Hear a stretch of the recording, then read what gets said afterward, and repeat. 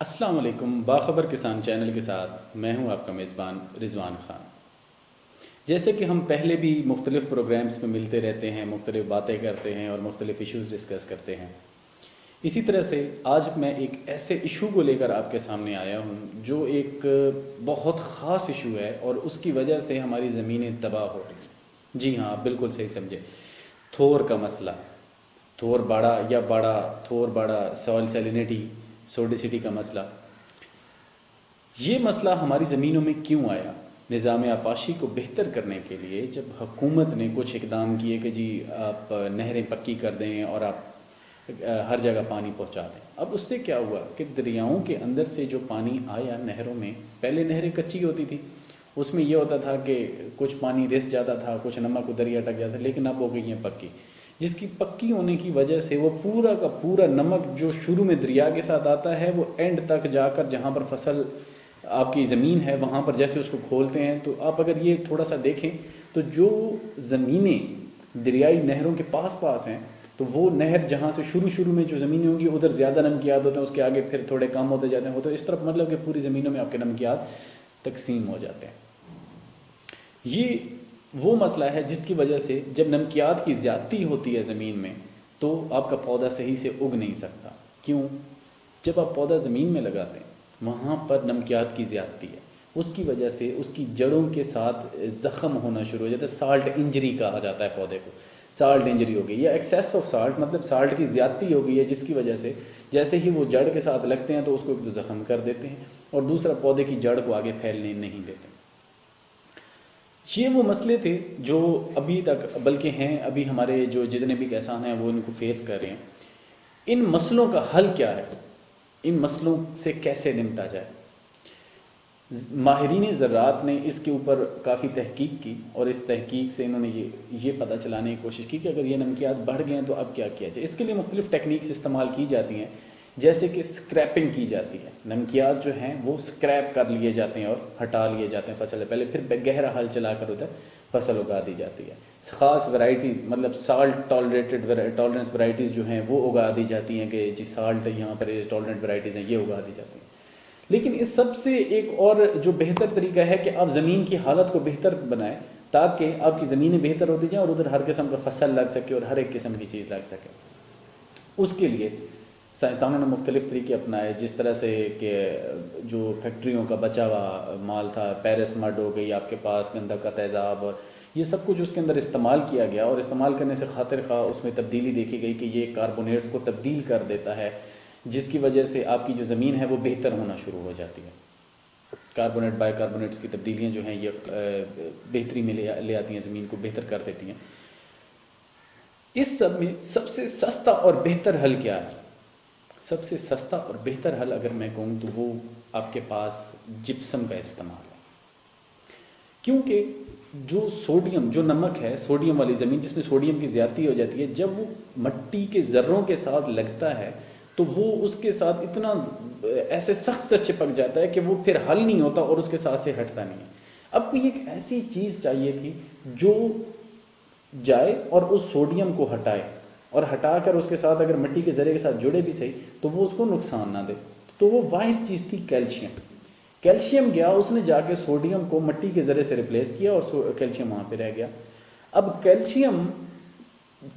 وہ بھی تھوڑا کم ہی حل پذیر ہے، لیکن وہ فائدہ مند ہے پودے کے لیے۔ اگر آپ اپنی زمین میں جپسم ڈالتے ہیں اس کی وجہ سے میگنیشیم جو ہے وہ بھی زیادہ ہو جاتا ہے، سوڈیم کے جو آئنس ہیں وہ بھی ٹوٹنا شروع ہو جاتے ہیں، جس کو ہم زیادہ اپنی سادہ زبان میں نمک کہتے ہیں کہ نمک بھی وہ ختم ہونا شروع ہو جاتا ہے۔ اس کے یہ فائدے ہوئے کہ آپ کی جو زمین ہوتی ہے وہ تھوڑی سی پھول جاتی ہے، مطلب جڑ کے لیے زمین نرم ہو جاتی ہے، اور کیلشیم اور میگنیشیم جو کہ فائدہ مند ہے وہ پودے کے لیے اویلیبل ہو جاتی ہیں۔ زمین کا تعامل جس کو پی ایچ کہا جاتا ہے وہ بھی اس پہ بھی آپ کا خاصا فرق آ جاتا ہے۔ جب پی ایچ تھوڑی سی لو ہوتی ہے تو اس کی وجہ سے چونکہ سب سے زیادہ نیوٹرنٹس آپ کے پاس تقریباً 6.5 پی ایچ پہ اویلیبل ہوتے ہیں، تو اس طرح سے جب آپ کا تعامل تھوڑا سا کم ہو جاتا ہے تو اس طرح باقی نیوٹرنٹس بھی اویلیبل ہونا شروع ہو جاتے ہیں۔ تو اس طرح سے آپ اپنی زمین کو بہتر بنا سکتے ہیں۔ اب اگر آپ گندک کا تیزاب سلفیورک ایسڈ اگر آپ استعمال کرتے ہیں، اس کے لیے مختلف جو مسائل تھے کہ تیزاب رکھا کہاں جائے، تیزاب استعمال کس طرح کیا جائے، کتنا استعمال کیا جائے. کچھ لوگوں نے شروع میں اس کو زیادہ استعمال کر دیا، اس سے سوڈیم جو تھا وہ تو ختم ہوا، لیکن اگلے سال فصل کاشت کے قابل نہیں رہی. گندک کا تیزاب بہت کم مقدار میں استعمال کیا جاتا ہے، مطلب ویسے کہا جاتا ہے کہ 25% 25% استعمال کیا جاتا ہے ٹوٹل اس حساب سے، تاکہ وہ صرف اور صرف جو سوڈیم کے آئنز ہیں ان کو ریپلیس کرے، ختم کرے، اور باقی آپ اپنی فصل اگا سکیں. لیکن سب سے سیف اور سب سے جو آپ کے پاس بچایا ہوا راستہ کہ یہاں پر زیادہ نقصان نہیں ہوتا بلکہ فائدہ ہی ہوتا ہے، وہ جپسم تھا، کیونکہ اس کی وجہ سے کیلشیم جو ہے وہ بھی فائدہ دے دیتی تھی. اب یہ جپسم استعمال کرنے کے بھی مختلف طریقے ہیں، جن میں سے یہ نہیں ہے کہ پورے پتھر آپ نے اٹھائے اور زمین میں ڈال دیے، بلکہ بہت ہی باریک میشڈ سائز، کیونکہ یہ پانی میں بہت کم حل ہوتا ہے، پانی میں یہ زیادہ حل نہیں ہو سکتا، کیونکہ یہ چونے کی ایک قسم میں جتنا چونا حل ہوتا ہے یہ چونے کی طرح ہی حل ہوتا ہے. اسی لیے اس کا بہت باریک سائز کر کے اس کو آپ زمین میں ڈالیں، تاکہ زمین کے اندر جب یہ جائے تو یہ تھوڑا تھوڑا کر کے حل ہوتا رہے. اور یہ ہمیشہ فصل لگانے سے پہلے ڈالا جاتا ہے، تاکہ یہ کچھ عرصہ زمین میں جائے اور اب حل ہو کر اور زمین کی حالت بہتر کر دے.